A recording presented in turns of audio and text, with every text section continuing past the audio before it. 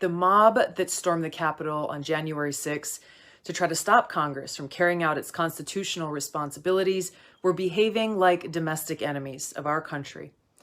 But let's be clear. The John Brennans, Adam Schiffs, and the oligarchs in big tech who are trying to undermine our constitutionally protected rights and turn our country into a police state with KGB-style surveillance are also domestic enemies, and much more powerful and therefore dangerous than the mob that stormed the Capitol. President Biden, I call upon you and all members of Congress from both parties to denounce these efforts by the likes of Brennan and others to take away our civil liberties that are endowed to us by our Creator and guaranteed in our Constitution. If you don't stand up to these people now, then our country will be in great peril. Very valid points made by Tulsi Gabbard, and as someone whose family went through KGB surveillance and oppression, can we please make sure it doesn't happen here in the United States? Welcome back, beautiful and amazing human beings. This is Ukradowski of WeAreChange.org. A lot of important issues to get in today as Davos 2020 has just officially started, and oh boy, is there a full frontal push for, of course, the Great Reset, which we are going to be talking about in great detail on this independent media channel, as well as all the latest news. An independent media organization that wants to remind you, just like politicians, scientists are corruptible as well, and many times the professionals have lied to you for the benefit of special interests. Why am I saying that specifically at this time?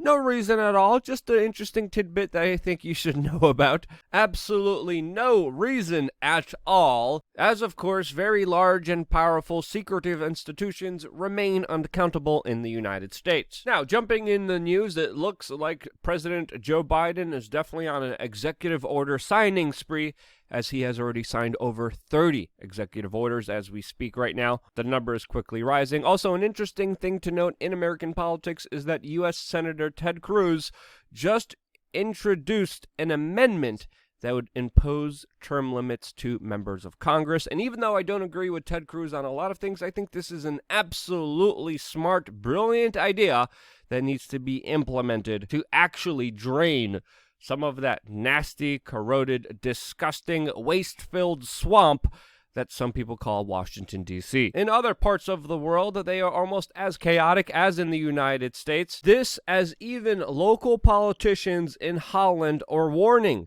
that the country is headed towards a civil war following many massive protests against, of course, the lockdowns that have been implemented in that country. For the first time since World War II, the Netherlands has actually set up a curfew as they are warning about days or even weeks of unrest as protesters have taken to the streets and even burned down testing facilities in, of course, their anger at the state for shutting down all normal life. Now, the Dutch Prime Minister even came out and warned the rioters that they will be, quote, treated like criminals, and insisted that, quote, 99% of the country is allegedly supporting the curfews. A statement, of course, not backed by any evidence, since it looks like a large majority of the country is out in the middle of the streets rioting against the government. Very interestingly, I'm not seeing any coverage of this in the American mainstream media, but we have to acknowledge what we're seeing in Holland is absolutely significant and soon may be coming to many places around the world, especially in places that lock down their citizens the most. In related bureaucrats thinking they know what's best for the people news, we of course have new news surrounding the, quote, Great Reset, a very generalized term. But before we get into all of that, we have to pay the bills here to keep this operation up and running. And that's why I would like to tell you about one company that I am personally working with. I just set up an affiliate account with them because I used their services. I liked it. I'm recommending this to all my friends. It is VPN City. The link to it is down below. And if you're looking for an extra layer of privacy and security and content that your government could be banning from you, or corporations, or even entertainment content, check out VPN City. It's an excellent way to spoof your location and to travel all over the world through the internet. So yeah, they have plans as low as $2.99 per month. They have a 30-day back money guarantee. Check them out. I like them, I use them, and I think you will too. Now, the World Economic Forum did something very interesting. They're pretty much a conglomerate of bankers, billionaires, corporate heads, and a lot of the other, quote,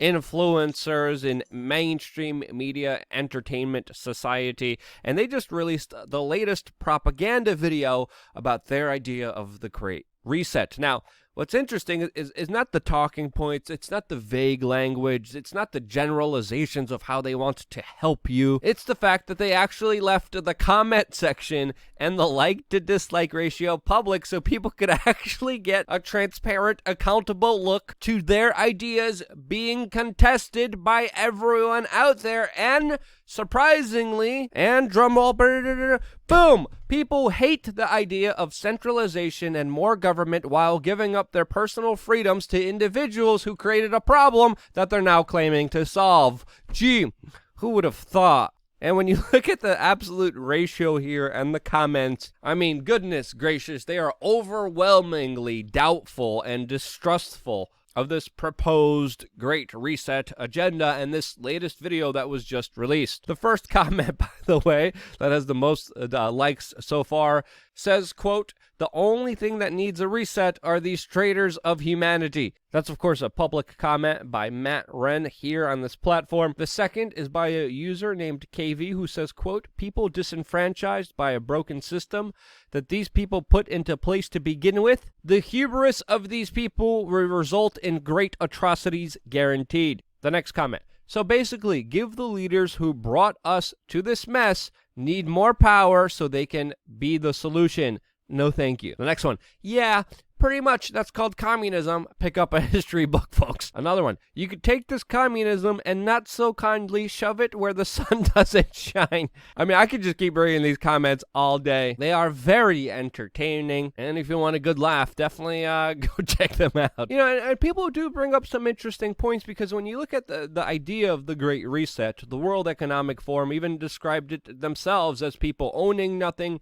having no privacy, and, quote, living a life better than ever. And if you look at the individuals promoting these ideas, individuals like Bill Gates, one of the world's richest people in history, who, by the way, also just became the #1 owner of farmland in the United States. When you have those individuals lecturing you about how you don't need nothing, I'm sorry, but you're not convincing me there at all. Now, Naomi Klein describes the Great Reset in I think a very fair way, in which she says, quote, "In short, the Great Reset encompasses some good stuff that won't happen and some bad stuff that certainly will, and frankly, nothing out of the ordinary in our era of green billionaires readying rockets for Mars." And she's right. When you look at the term Great Reset, again, it's extremely generalized. It's sort of like a northern star for billionaires and globalists and technocrats who want to see an opportunity in every crisis that they could exploit for their own personal benefit. And it's not really a concrete plan or manual set up there. It's literally essentially a set of ideas pushing for more globalization. And Davos and the World Economic Forum have been pushing for these ideas for a long time. In 2009, their big idea was, quote, shaping the post-crisis world. In 2010, it was rethink, redesign, rebuild. In 2012, they said the great transformation. And in 2018, they set out a plan to, quote, creating a shared future in a fractured world. And I think Naomi Klein made a very fair point when she said if Davos wasn't seeking a better form of capitalism to solve the spiraling crisis, Davos itself systematically deepened. It wouldn't be Davos. And she absolutely makes a very fair point that people should hear, especially during the 2021 Davos meeting, which is being held right now virtually. And the theme of it is, quote, a crucial year to rebuild trust, aka holy crap, these people aren't believing us. We're getting ratioed and totally obliterated in the comment section because people are finding out we created the problems that now we're trying to give them the solution for. But I guess maybe they didn't have enough space on the cover board to write all that. I don't know, but to me that's more fair of of a theme there than rebuilding trust about the ideas of the Great Reset. Now, the event is being held right now in 430 cities across the world with just very vague language used by extremely powerful individuals pushing an agenda to gain them more power. And that's let's be honest here, that's essentially what it was. These people are some of the most powerful people in the world because they got there through similar means and ways. Now, for me personally, this is something that should be taken seriously, because there is a threat of these people getting their way and essentially pushing a society that is exemplified by modern-day communist China, as of course we are seeing China become more and more influential at the Davos conference, as even the Wall Street Journal released an opinion piece that is titled, "Xi Jinping, the president of China, wows them at Davos," with their byline, "Chinese president sweet talks liberal leaders as he threatens Taiwan." But let's be honest here, many of these liberal leaders, many of these globalists are envious at the total technocratic authoritarian state that the Chinese government was able to achieve in their country, keeping their citizens under control with a social credit score, organ harvesting, and, genocide. You would think if Davos or the World Economic Forum wanted a better world, they would deal with the genocide of one of their speakers, of the Uyghur Muslim population, but no. We're all going to work together to create a better world as China is becoming more and more influential in shaping it. Now, specifically, what China is calling for here and during this World Economic Forum Davos meeting is a greater role for economic governance, aka the government more involved in the economy, which historically is absolutely disastrous. Central controlling and central planning by governments has led to tremendous economic suffering and instability, and calling for more of it is absolutely naive from a historical perspective. And the Chinese president was very clear that he not only wants central control of the Chinese economy, but also the global economy, as he called for global economic governance. Now, this is, of course, efforts put together by China that are building the Belt and Road Initiative, that are becoming more and more engaged internationally, as, of course, they're looking for global hegemony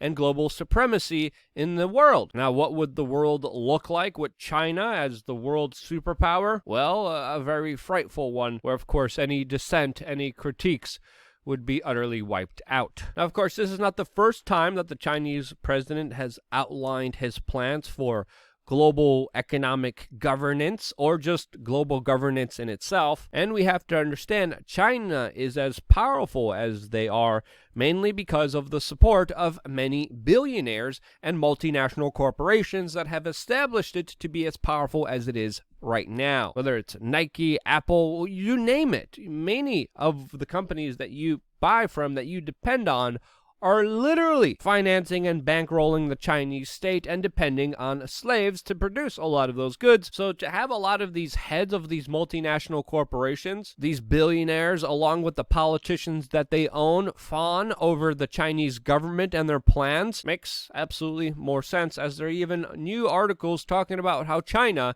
is going to take more responsibility in global governments. Now, if we're talking about a global government led by China, oh boy, does this signal some troubling times ahead. And of course, a lot of this is being done all in the name of globalization, multilateralism, and they're going to be doing it in a way where it hasn't been done before. As the China Daily even points out, globalization has arrived at a historical tipping point, and I think that is certainly true with the latest technological advancements, which of course the World Economic Forum also sees as a perfect opportunity for, quote, Globalization 4.0, or as they are calling it, the fourth industrial revolution, the redefining of capitalism, aka more central planning, more direct government involvement in the free market, eliminating it so you have less choices, less control, less power over yourself, which the great globalist multinational corporations, billionaires, along with their buddies from China who commit genocide, tell you is good for you. It's going to be great. not to have any privacy, not to own anything, because life will be never better under the control of genocidal megalomaniacs. Now, this agenda is mainly going to work if people believe in it, if the mainstream media convinces you that giving up your power might be something good for you. Again, just an utter ridiculous idea that is failing in on itself. There's going to be a lot of opportunists trying to take advantage of this situation, trying to push for this. We've seen politicians in India call for this, and politicians in Brazil saying no way, specifically saying no to the Great Reset, which they say, quote, totalitarian social control is not the remedy for any crisis. Those are the comments by Brazil's Minister of Foreign Affairs, and I think this might be one of the few times that a politician actually makes sense. What do you think? Does this make sense to you? If so, share this video with your friends and family members, strangers, people walking down the street. I don't care if you bump into someone in the supermarket. You're like, hey, here, let me double click here and send you this link because you need to watch this more than ever, since, of course, there are major efforts and algorithms and incentives to make sure our voices aren't heard. Meanwhile, promoting, of course, CNN that will sell out and do anything for $1. You don't even want to know what they'll do for $2. Or some nasty, disgust. But of course, they get preferential treatment. They're in the searches, they're in the recommended, they're in the playing next video. We're not. We're never going to be because, again, we're not CNN, and we rely predominantly on your support to help get this video out there to the general public. If it wasn't for you, I would not be here, and this is why I love you guys. Stay tuned for more here on wearechange.org.